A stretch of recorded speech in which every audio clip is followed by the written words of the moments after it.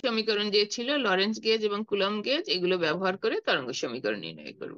তাহলে এটা এমনি শুধু লিখতে পারি স্কেলার এবং ভেক্টর বিভবের জন্য তরঙ্গ সমীকরণ নির্ণয় করো, অথবা স্কেলার এবং ভেক্টর বিভবের জন্য লরেন্স আর গেজ, আর একটা কি গেজ ছিল, কুলম্ব গেজ,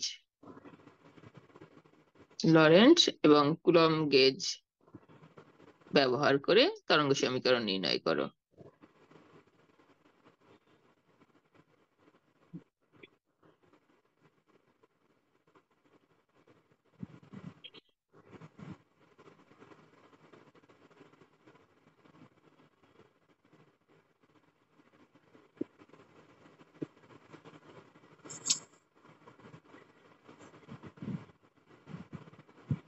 তাহলে আমরা স্কেলার আর ভেক্টর বিভবের জন্য তরঙ্গ সমীকরণ নির্ণয় করব, অর্থাৎ সমীকরণ ধরো এই যে ভেক্টর বিভব, তার জন্য একটা সমীকরণ আমরা নির্ণয় করব, এবং নির্ণয় করার সময় লরেন্স গেজ কুলম্ব গেজের ফর্মুলা ইউজ করব আমরা। একইভাবে এরপরে পরবর্তীতে আবার স্কেলার বিভবের জন্য তরঙ্গ সমীকরণ নির্ণয় করব, যেটা নির্ণয়ের জন্য আমরা লরেন্স এবং কুলম্ব গেজ ব্যবহার করব। আচ্ছা, আমি এগুলো সব ম্যাক্সওয়েলের সমীকরণ গুলো এবং লরেন্স গেজ কুলম্ব গেজের সমীকরণ, এই সমীকরণ কয়টা ব্যবহার করেই করা হবে, জাস্ট ম্যাথমেটিক্যাল কিছু প্রসেস। আচ্ছা, তাহলে তোমরা একটু ম্যাক্সওয়েলের সমীকরণ চারটা দেখে নাও, আর লরেন্স গেজ কুলম্ব গেজের সমীকরণ। আচ্ছা, লরেন্স গেজ কুলম্ব গেজ মাত্র আজকেই যেহেতু শিখেছো, একটু দেখে নেই। কুলম্ব গেজের জন্য ডাইভারজেন্স এ ইকুয়াল টু 0 হবে, আর এর ব্যবকলনী সমীকরণ হবে grad square A minus epsilon mu del square A del T square equal to minus epsilon mu J plus epsilon mu, আচ্ছা, grad of del phi del টি। এই del operator vector operator, এটার উপর সবসময় ভেক্টর হবে, শুধু এই এটার square যখন, তখন ভেক্টরটা থাকবে না। আর লরেন্স গেজের শর্ত হচ্ছে divergence A equal to minus epsilon mu del phi del t. তাহলে এগুলো কিন্তু সব আমাদের ফর্মুলা হিসেবে এখন ব্যবহার হবে। তাহলে আজকে এই দুটো নতুন শিখেছ, আমরা ওটা আপনাদের একটু দেখে নিলাম।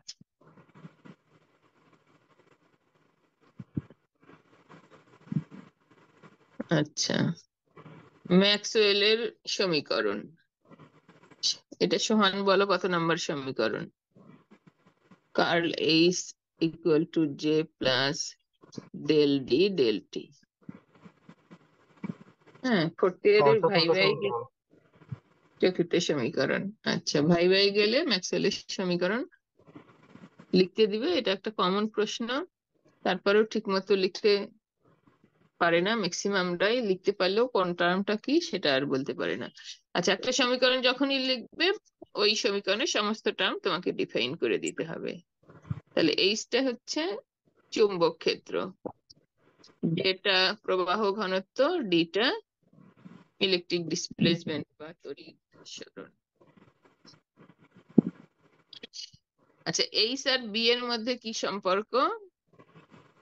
বি সমান সমান মিউ এইচ। তাহলে এইচ সমান কি হবে? B by mu. তাহলে এইচ এর পরিবর্তে আমরা বি বাই মিউ লিখছি, সমান জে প্লাস, আর ডি সমান সমান কি? ডি তো তড়িৎ সরণ, এটা সমান হচ্ছে এপসিলন ই। তাহলে ডির পরিবর্তে এপসিলন ই। এপসিলন তড়িৎ প্রবেশ্যতা, আর মিউটা হচ্ছে চুম্বক প্রবেশ্যতা, যদিও এখানে এখন পর্যন্ত মিউ আসে নাই। আর এটা ইলেকট্রিক ফিল্ড। যখনই একটা নতুন টার্ম লিখবে, সাথে সাথে বলে দিতে হবে এটা দিয়ে কি বুঝিয়েছ। আচ্ছা, এই বি আর ই এর টার্ম গুলো আমরা এক পাশে নিচ্ছি। এটা 1/μ, এটা যেহেতু কনস্ট্যান্ট, এটা চাইলে তুমি এই ভেক্টর গুণের মাঝখানে বা বাঁয়ে ডানে যে কোনো পাশে তুমি নিতে পারবে, মানের পরিবর্তন হবে না। তাহলে 1/μ কার্ল অফ বি, আর এই টার্মটা আমরা লেফট সাইডে নিচ্ছি, minus epsilon del E del T equal to J.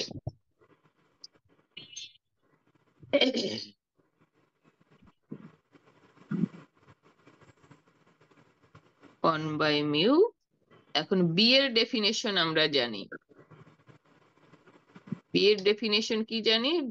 Vector পটেনশিয়ালের মাধ্যমে যদি বি কে প্রকাশ করো কার্ল এ, তাহলে বি ইকুয়াল টু কার্ল এ। এই বির পরিবর্তে আমি লিখছি কার্ল এ, তাহলে এখানে কার্ল অফ কার্ল এ হয়ে গেল। আচ্ছা, আর একটু আগে তোমরা ওই যে ম্যাক্সওয়েলের সমীকরণকে ভেক্টর আর স্কেলার বিভবের মাধ্যমে প্রকাশ করেছিলে, ওই সমীকরণটা বলো তো। এই যে এটার কথা বলছো, এইটা ই সমান সমান del A del T minus delta phi. তাহলে ই সমান সমান একটু আগে প্রতিপাদন করলাম minus del A del t, vector গুলোর উপর নিজ দায়িত্বে।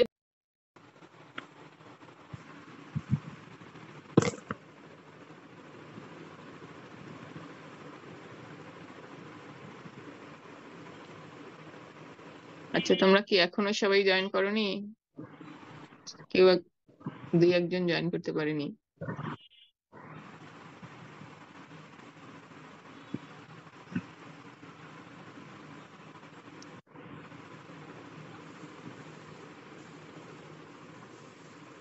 আচ্ছা, আমরা এই শর্তটা একে ব্যবহার করব, তার আগে একটা আরেকটু সিম্পলিফাই করে নেই আমরা। এই লাইনটা আগে সিম্পলিফাই করে রাখলে আমাদের আরো ভালো হতো। যাই হোক, তো একে আমরা দেখো ওই যে মিউ দিয়ে গুণ করে দিব। এই যে এখানে 1/μ আছে, তো এটা রিমুভ করার জন্য মিউ দিয়ে উভয় পাশে গুণ করে দিয়ে যা থাকবে আমি জাস্ট সেটা লিখছি। তাহলে মিউ দিয়ে যদি গুণ করো তাহলে গ্রেড অফ ডাইভারজেন্স এ। আর একটা গ্রেড টার্ম এখানে আছে, এই যে ফাই এর, এই যে ফাই এর টার্মটা। আচ্ছা, পরে না হয় একত্র করো, যাও এখন জাস্ট সিম্পলি লিখে নাও, গুণ গুণ করে নাও। এটা মিউ দিয়ে গুণ করেছো, এটা epsilon mu del square A del T square. এটা মিউ দিয়ে গুণ করলে এটাও epsilon mu grad of del phi del T equal to mu দিয়ে ডানেও গুণ করবে, কাজে মিউ ইন্টু জে।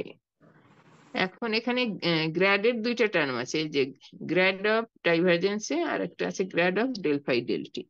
এই দুইটা গ্রাডিয়েন্টের টার্ম আমরা একত্র করতেছি।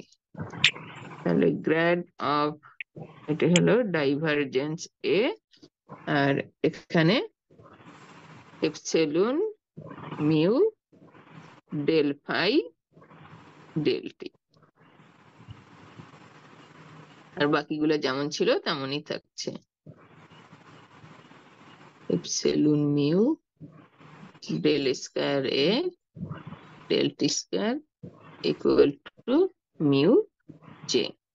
এখন এটা আমাদের একত্রিত করার উদ্দেশ্য কি? এই যে দুইটা গ্রেডিয়েন্ট একত্রিত করে যে টার্মটা পেলাম সেটা এই সমীকরণ। আচ্ছা, এটা দাও 2। তাহলে আমরা এখন 2 যদি ব্যবহার করি তাহলে এই টার্মটা আমাদের শূন্য হয়ে যাবে, বা এটা হচ্ছে শূন্য। শূন্য কেমনে হলো? আমরা 2 ব্যবহার করলাম। Minus grad square A plus epsilon mu del square A del T square সমান মিউ জে। আমরা এখানে 2 ব্যবহার করেছি, হ্যাঁ, 2 ব্যবহার করে এটা পেয়েছি। আচ্ছা, এখন আমি লেফট সাইড থেকে মাইনাস রিমুভ করবো, অর্থাৎ মাইনাস দিয়ে গুণ দিচ্ছি। ওই লাইনটা লিখতে পারলেই আমাদের এটাই। কিন্তু দেখো এখানে সবগুলো টার্মই এর, এবং এগুলো সময়ের সাপেক্ষে অন্তরক টার্ম আছে, আর ডেল স্কয়ার মানে অবস্থানের সাপেক্ষে অন্তরক টার্ম। কিন্তু সময়ের সাপেক্ষে অন্তরক টার্ম, তার মানে এটা এর গতির সমীকরণ।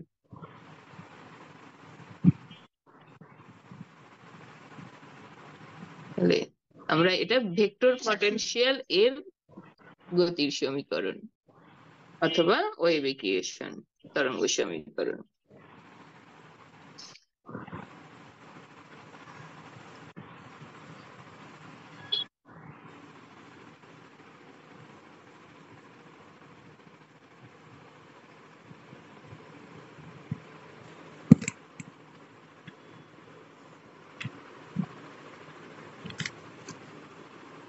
সামনে মাইনাস দিয়ে গুণ দিচ্ছি, মিউ জে।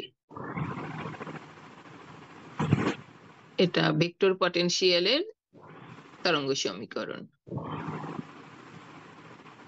ভেক্টর বিভব।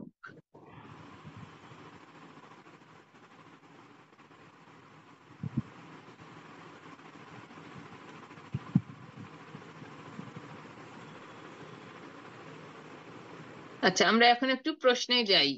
আমরা দেখো, এটা ভেক্টর বিভব হচ্ছে এ, তার গতির সমীকরণ বা তরঙ্গ সমীকরণ নির্ণয় করলাম। প্রশ্নে আমাদের কি ছিল? ভেক্টর এবং স্কেলার বিভবের জন্য লরেন্জ এবং কুলম্ব গেজ ব্যবহার করে তরঙ্গ সমীকরণ নির্ণয় করো। তো আমরা এখন পর্যন্ত ভেক্টর বিভবের জন্য তরঙ্গ সমীকরণ নির্ণয় করেছি, এবং লরেন্জ কুলম্ব গেজ আমরা ব্যবহার করেছি কিনা সেটা দেখো। লরেন্জ কুলম্ব গেজ ব্যবহার করে আমাদের এই যে লরেন্জ কুলম্ব গেজ ব্যবহার করে যেখানে আমরা লরেন্জ গেজ ব্যবহার করলাম, এছাড়াও আমাদের এই যে লরেন্জ গেজ 2 নং সমীকরণে লরেন্জ গেজ ব্যবহার করা হয়েছে।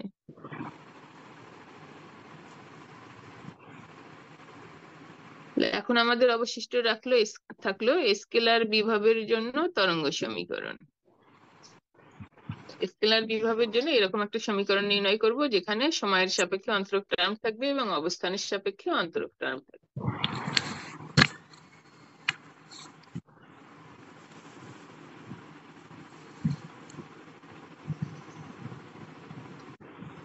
এখন ম্যাক্সওয়েলের আমরা প্রথম সমীকরণে যাচ্ছি। ম্যাক্সওয়েলের প্রথম সমীকরণ এটা ছিল divergence D equal to rho,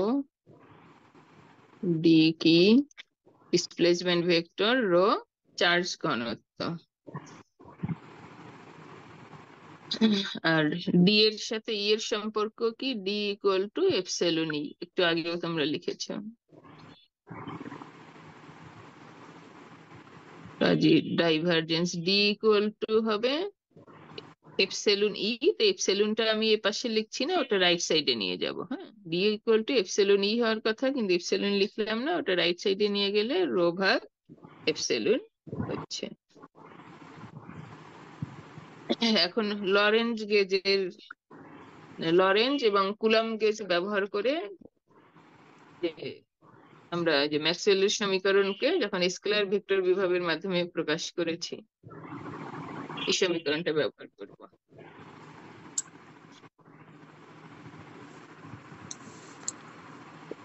তাহলে এটা হচ্ছে E diver E equal to minus del A del T minus grad phi.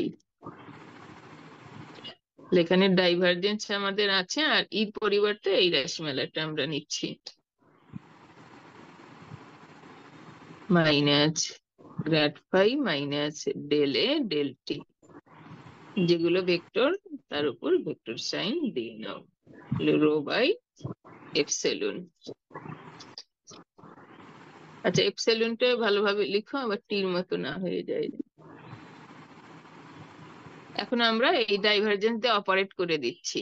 Divergence of grad হচ্ছে ডেল স্কোয়ার, এখানে সামনে মাইনাস আছে, কাজে মাইনাসটা হলো, তাহলে এটা হচ্ছে ডেল স্কোয়ার ফাই মাইনাস, এটার ডাইভারজেন্সটা আর ডেল বাই ডেল টি বিনিময় করে, এটাকে del by del T of divergence A লেখা যাবে রাইট সাইডে। আচ্ছা, ফর্মুলা গুলো একটু এপসিলন মাইনাস দিয়ে গুণ করে দিচ্ছি, del square phi plus del by del t divergence A equal to rho by epsilon. এবার আমরা লরেন্জ শর্তে আছে ডাইভারজেন্স এর ফর্মুলা। হ্যাঁ, লরেন্জ শর্ট এর পাশে মাইনাস হবে। ডাইভারজেন্স এ ইকুয়াল টু কি লরেন্জ ফর্মুলা অনুসারে? বলো, মনে করে বলো, আমি এদিকে লিখতে থাকি, দেখে বলো, খাতা উল্টে বলো। Ma'am, divergence A equals to Lorenz 0. Gauge, ওটা তো কুলম্ব। লরেন্স গেজ অনুযায়ী minus epsilon mu minus phi by del t. Epsilon del phi by del t, এটা হচ্ছে লরেন্স গেজ। লরেন্স গেজ, তাহলে এখানে আমরা লরেন্স গেজ ব্যবহার করছি। Minus epsilon mu del phi del T equal to minus rho by epsilon. তাহলে del square phi, এটা plus মাইনাসে minus epsilon mu, del by del t দুইবার আছে, তাহলে del square phi del T square equal to minus rho by epsilon. তাহলে এটা দেখো আমাদের ফাই এর রাশিমালা, অর্থাৎ স্কেলার পটেনশিয়ালের রাশিমালা, এবং সেখানে সময়ের সাপেক্ষে অন্তরক টার্ম আছে, অবস্থানের সাপেক্ষে অন্তরক টার্ম আছে, তার মানে এটা তরঙ্গ সমীকরণ ফাই এর। তাহলে এটা স্কেলার বিভবের জন্য তরঙ্গ সমীকরণ।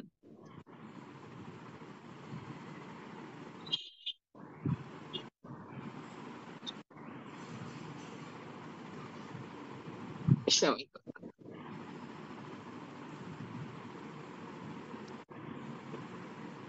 আচ্ছা, তাহলে মনে রাখবে কিভাবে স্কেলার বিভবের জন্য তরঙ্গ সমীকরণ? তুমি ম্যাক্সওয়েলের প্রথম সূত্র দিয়ে শুরু করেছো,